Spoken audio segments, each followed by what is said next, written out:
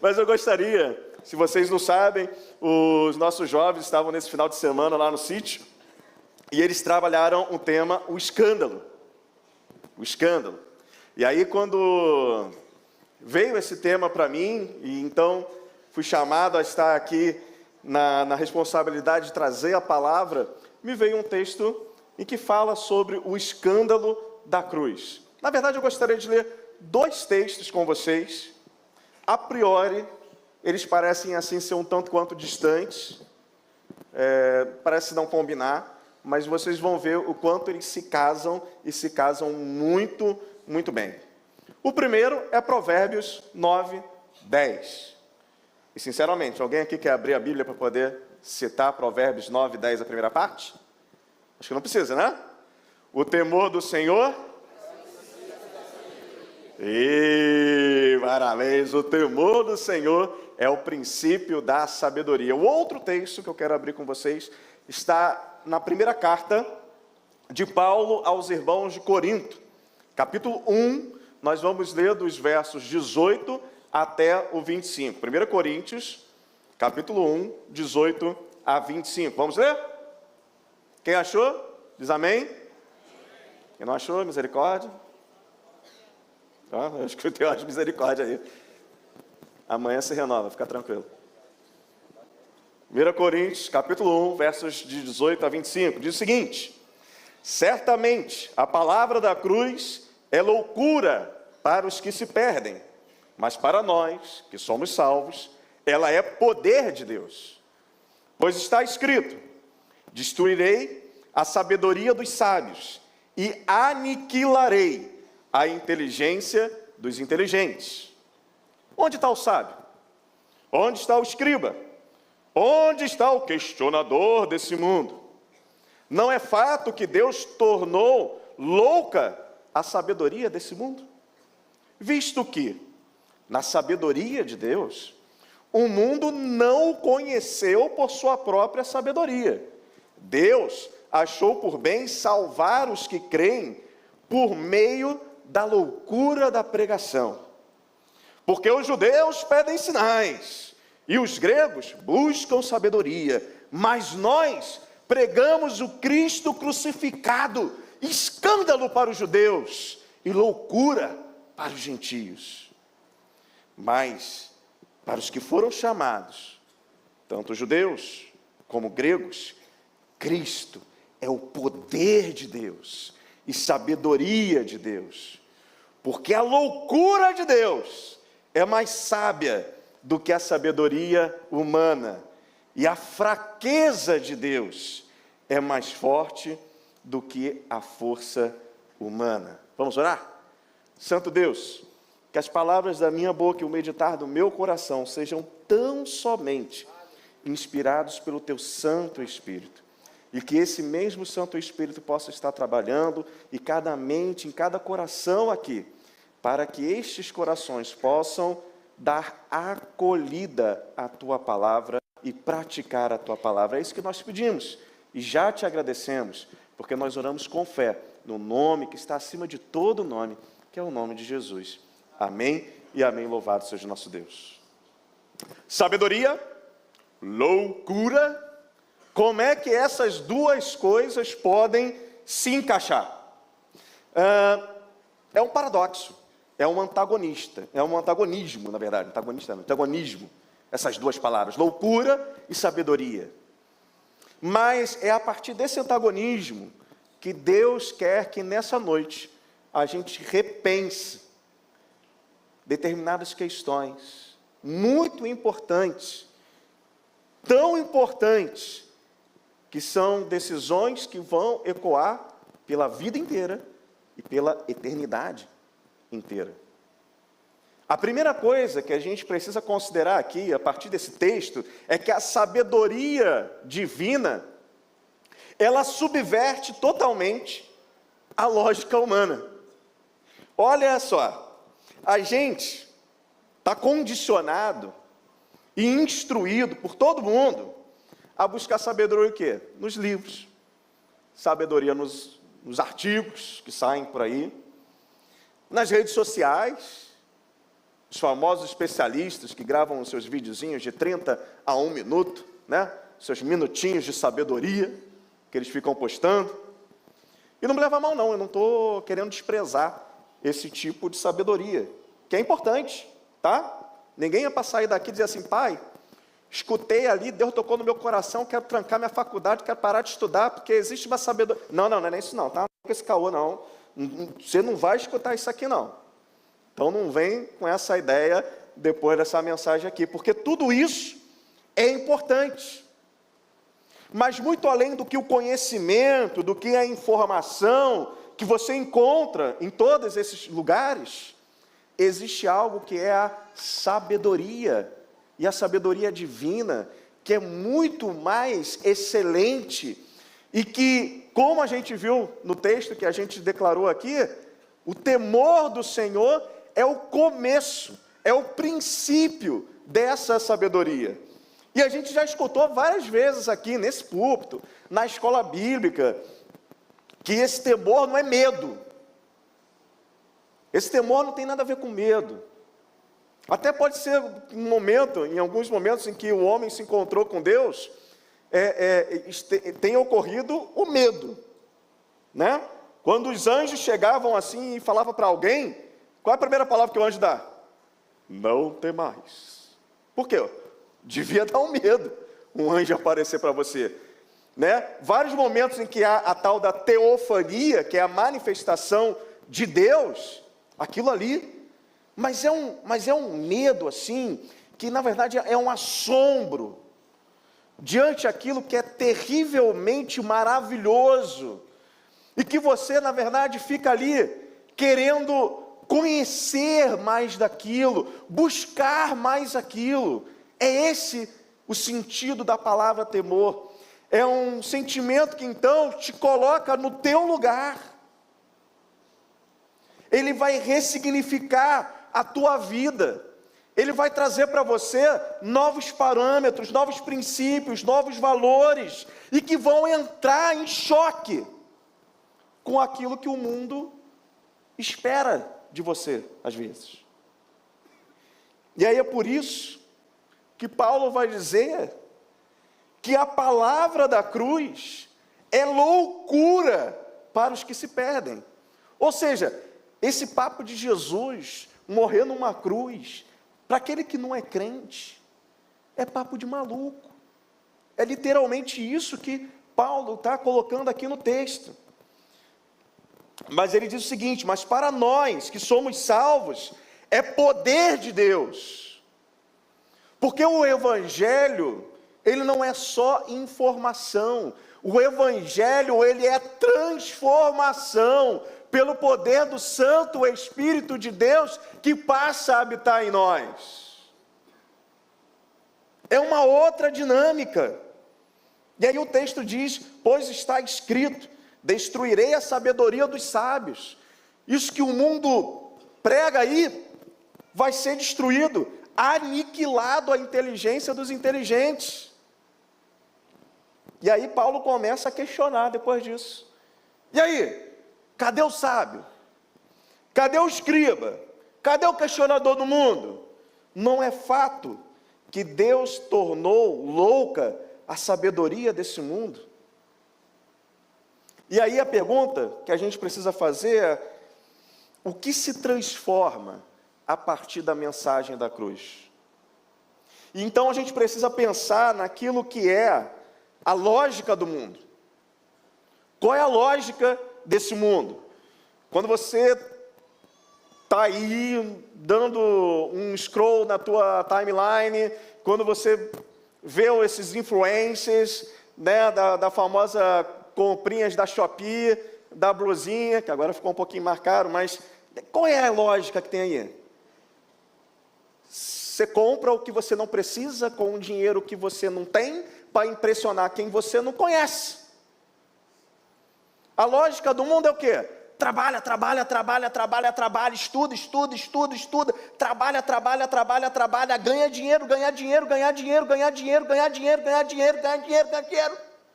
gasta toda a sua saúde para poder ganhar dinheiro, depois gasta todo o teu dinheiro para poder o quê?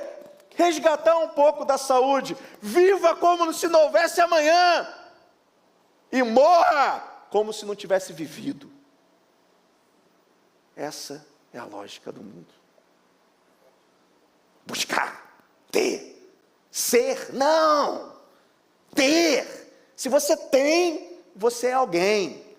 Agora, se tu não tem, tu é um Zé Ninguém. Loser. Mas agora, vem Jesus e diz um negócio assim: não estejais ansiosos, porque é vez de comer, o que é vez de beber, o que é vez de vestir. Aí vem Jesus e diz o seguinte: olha os pássaros, Deus os alimenta, olha os lírios do campo, eles não tecem, mas nem Salomão em sua glória se vestiu como eles. E aí termina dizendo: buscai, então, o reino de Deus e a sua justiça, e todas essas coisas vos serão acrescentadas. Eu fico imaginando Jesus hoje, mandando uma dessa, dizendo: buscai o reino de Deus e a sua justiça, nesse mundo que a gente vive hoje, consumista absurdamente. Jesus falando: busquem em primeiro lugar o reino de Deus e a sua justiça, e todas essas coisas vos serão acrescentadas. Cara, isso muda completamente a cabeça, transforma totalmente a mentalidade daquelas pessoas que ouviram pela primeira vez e de nós que ouvimos hoje. Porque aí, quando eu busco em primeiro lugar o reino de Deus e a sua justiça, são novos princípios e novos valores que eu vou começar a cultivar no meu coração.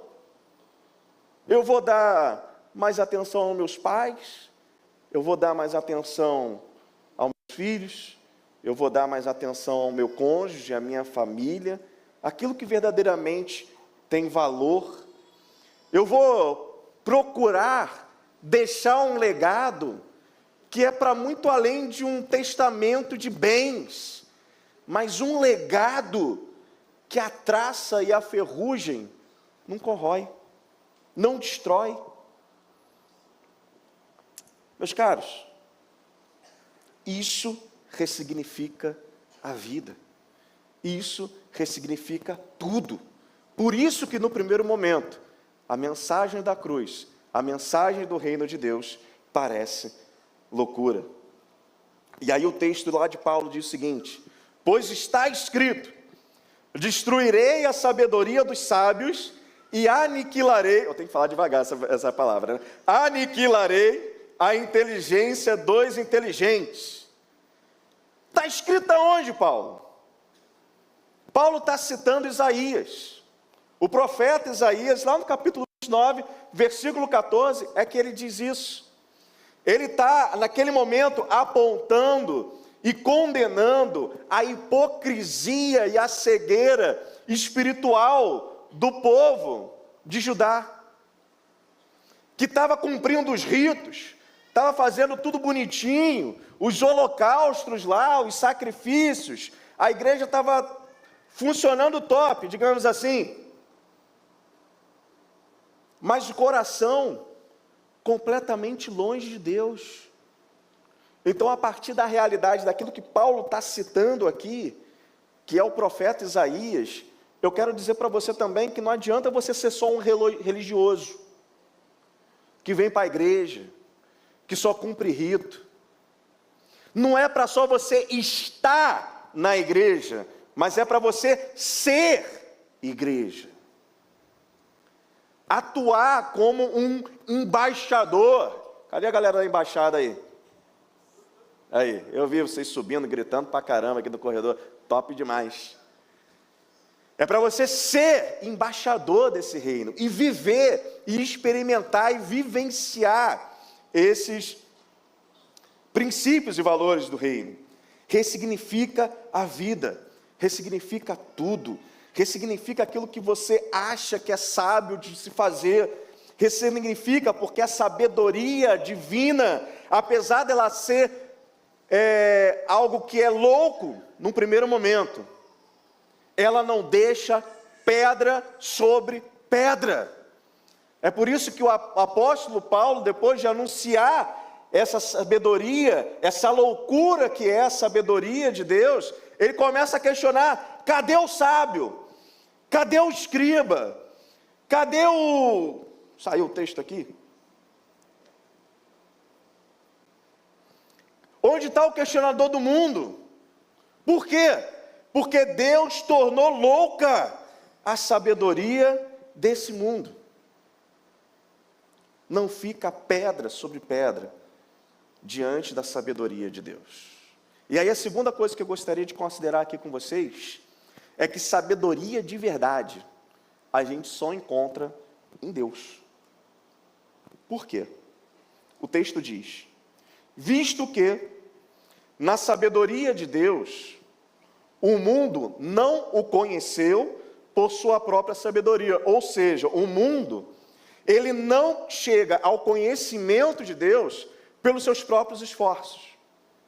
O mundo nunca vai chegar numa filosofia, num sistema, numa proposta que vai nos apontar para Deus. Não é da natureza do mundo. Por quê? Porque esse mundo está caído. Esse mundo está envolto em pecado. Todos pecaram e destituídos estão da glória de Deus. Por isso, pelo mundo por si só, você nunca vai chegar ao conhecimento de Deus. E aí ele vai dizer que Deus achou por bem salvar os que creem, por meio da loucura da pregação. Porque os judeus pedem sinais, e os gregos buscam sabedoria, mas nós pregamos Cristo crucificado, escândalo para os judeus, loucura para os gentios. E por que é escândalo para os judeus? Por que a mensagem da cruz é escândalo para os judeus? Porque quando você vai pegar o livro de Deuteronômio, ele diz que maldito é todo aquele que for pendurado no madeiro. Isso é um escândalo. Como o Messias seria morto, e o pior, morto crucificado, pendurado no madeiro. Eles estavam esperando o quê? Um Messias glorioso, que ia chegar e ia expulsar o Império Romano, e que então a partir dali o reino de Israel seria luz para nações, e eles novamente seriam ali um centro de todo o mundo. E aí chega Jesus. Jesus era feio, sabia? O profeta Isaías fala que nele não se via beleza nenhuma. Sabia disso? Aquele lourão bonitão, de olho verde? Não é não, velho. Vai nessa não. Tu imagina aquele bicho assim, sabe, sofrido. Camarada que ficava caminhando, com sandália, debaixo de sol. 30 anos na cara, devia estar todo enrugado já, castigado pelo sol, carpinteiro, cheio de calo, tu apertava a mão dele, nem sentia a mão. Ele nem sentia a tua mão, devia só secá-lo assim. Esse é Messias? Que se deixa ser morto? É ele mesmo. Sabe por quê? De fato, todo aquele que for pendurado no madeiro é maldito. E esse se fez maldição por nós, carregando todo o peso do nosso pecado, para que ele, pagando com o seu sangue naquela cruz, eu pudesse ser limpo do meu pecado, porque o preço do meu pecado foi pago pelo sangue de Jesus, vertido naquela cruz. Aquele escândalo foi necessário para a nossa salvação. E sabe por que a loucura para os gregos? Eu fico imaginando um grego. Vocês conhecem talvez aí um pouquinho de mitologia grega, né? Zeus, Júpiter, Hermes, essas histórias assim. Aí tu fica imaginando, João, no princípio era o Verbo, e o Verbo era Deus, e o Verbo estava com Deus. Sem ele, nada do que foi feito teria sido feito. Beleza, bonito. Está dizendo que Deus é o Verbo e que Ele é criador de todas as coisas. Diferente da mitologia grega, mas pomposo isso, né? Problema é que no versículo 14, aí João, para os gregos, já deu ruim. Por quê? Diz o seguinte, e o Verbo se fez carne e habitou entre nós.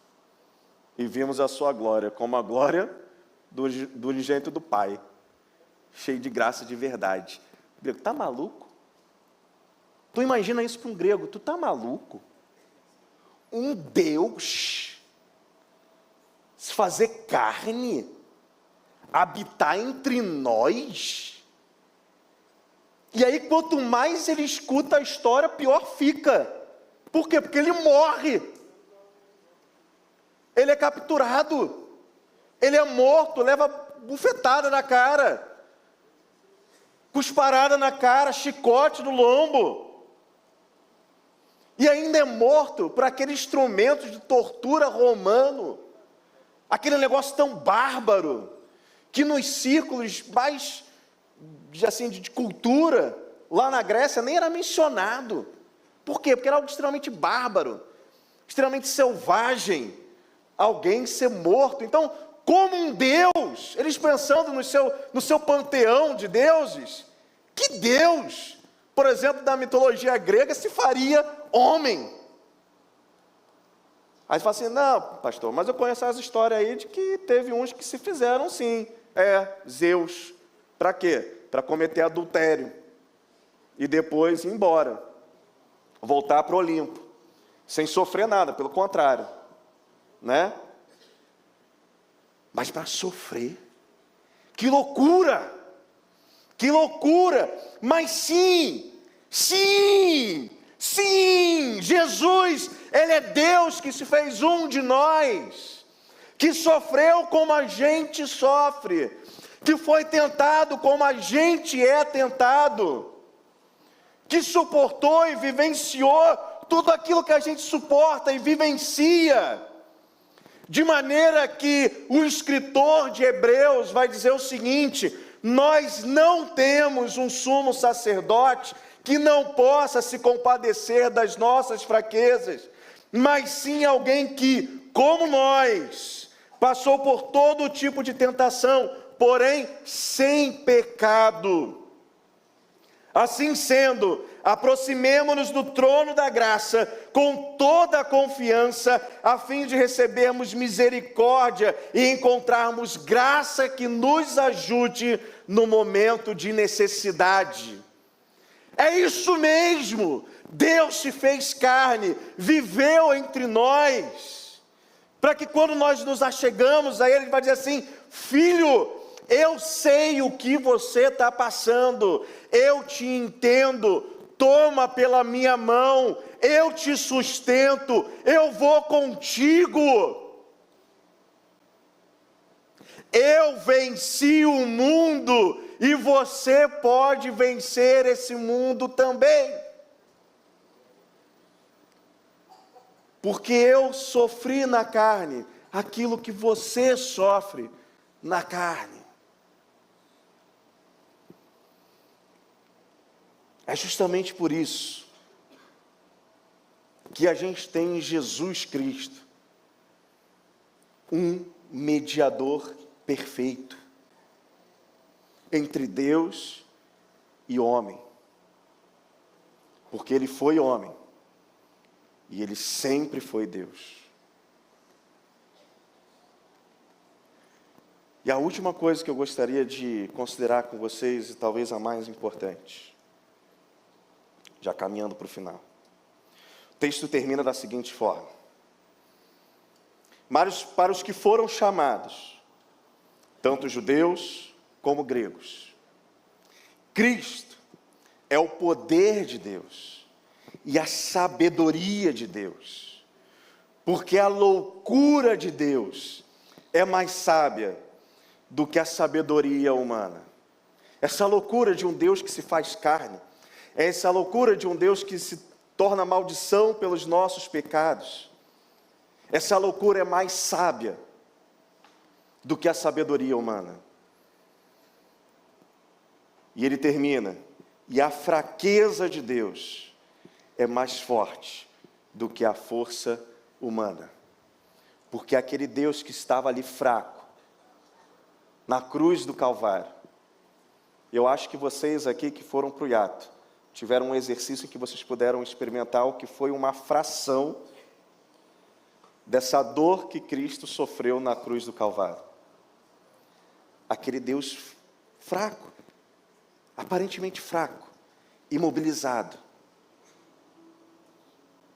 Ele é forte. Porque ele soube abrir mão da sua glória majestática para se apresentar daquela forma ali, fraco, para poder morrer no nosso lugar, pagar o preço do nosso pecado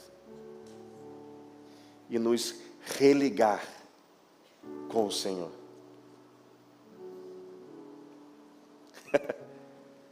E ele não ficou na cruz.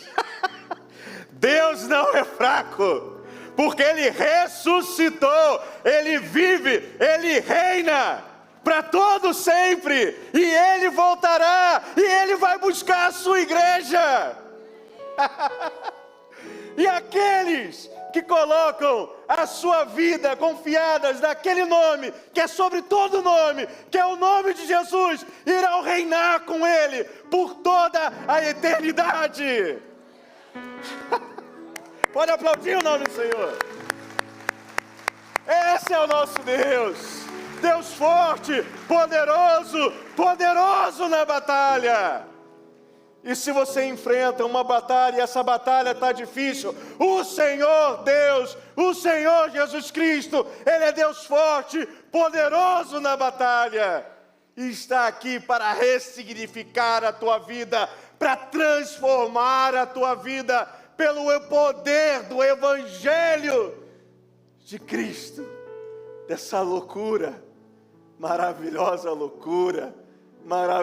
graça, maravilhosa loucura da cruz. Glória a Deus. Meus queridos, a gente vive num mundo que a gente tem uma idolatria para a inteligência, para a busca de informação, para a gente ser bem sucedido. Sabe, não tem nada errado em buscar conhecimento, não. Não vem dizer que você vai trancar a faculdade, sair da escola, porque o pastor falou que tem algo mais. Não, continua estudando aí. O processo é esse mesmo, tá? Mas tem algo mais excelente. As pessoas às vezes deixam-se influenciar por pessoas, eu estava falando isso agora numa de oração, pessoas que você nem conhece de verdade, que tu conhece apenas aquilo que ela se deixa apresentar em rede social. E na rede social a vida dele é perfeita, mas tu não sabe do vazio que ele vive quando ele deita a cabeça no travesseiro. E a palavra de Deus diz que a sabedoria divina, ela rema contra essa maré. Ela rema contra essa lógica. Porque na verdade, essa lógica, essa sabedoria, ela que é uma verdadeira loucura. Porque ela não vai te levar a nada. Vai te levar a um vazio. Vai te levar a alguma coisa que você vai perder para ferrugem, para traça, para cupim. Mas hoje a gente está falando aqui da mensagem da cruz. Dessa mensagem que é para a gente acolher no coração e para a gente viver na vida. Acolher no coração, acolhendo aquele sacrifício de Cristo. Entendendo que, de fato, que escândalo, Ele se fez maldição por nós. Que loucura. Esse Deus se fez um de nós, fraco, se apresentou fraco, mas foi para morrer e pagar o preço do meu pecado. E aí fica o convite. Tenham vocês o mesmo sentimento que houve em Cristo Jesus, que embora sendo Deus, não teve o fato de ser Deus algo que deveria se apegar, mas esvaziou de si mesmo. E assumindo a forma humana, foi obediente até a morte de cruz. E por isso Deus o exaltou soberanamente. E um dia, todo joelho há de se dobrar diante desse que é vitorioso. E nós também podemos ser mais do que vitoriosos em Cristo Jesus. E eu gostaria de fazer uma oração. E essa oração é focada naquele que não pensou ainda nessas coisas, não considerou essa loucura que os crentes falam a respeito do sacrifício de Cristo Jesus na cruz. E se você deseja abraçar esse sacrifício de Jesus, tendo Ele como seu Salvador, eu peço para que você abaixe sua cabeça agora, eleve seus pensamentos a Deus e repita essa oração comigo. Vamos lá? Santo Deus e Pai, louco estava eu, Senhor, de não entregar a minha vida a Ti. Deus, de coração, eu confio o meu coração e a minha vida, confiando, Senhor, nesse nome de Jesus, que se fez como eu, para viver como eu, mas para morrer no meu lugar. Te louvo, Deus, porque sendo vitorioso, Ele ressuscitou. E eu peço, Senhor, que nesse momento, você esteja ressignificando a minha vida, ressignificando valores, que eu seja direcionado nas minhas decisões, no meu comportamento, por uma sabedoria vinda dos altos céus, e que a Tua bênção e a Tua graça sejam comigo até o fim. Assim eu oro, Senhor, em nome de Jesus. Amém e amém. Ainda de olhos fechados, cabeças baixas. Eu quero perguntar, quem fez essa oração aqui comigo? Levante uma de suas mãos. Deus te abençoe, minha cara. Melhor assim. Opa, Deus te abençoe. Eu estou vendo você ali no meiuca. Quem mais? Ou para uma outra irmã ali. Deus te abençoe. Foi a melhor decisão que você fez na sua vida. Decidir por Jesus. Quem gostaria? Talvez não tenha feito essa oração, mas assim, não, eu quero entregar a minha vida para Jesus. Eu preciso desse Jesus. Eu quero caminhar.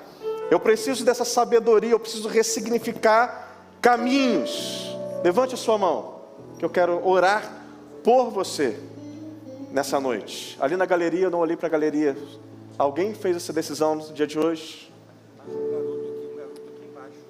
Marquinhos identificou mais um aqui. Deus te abençoe. Eu não vi a sua mão, mas Marquinhos viu aqui e me falou que Deus esteja abençoando a sua vida. Essa foi a decisão mais sábia da sua vida. Que Deus possa te abençoar e confirmar essa verdade no teu coração. Amém?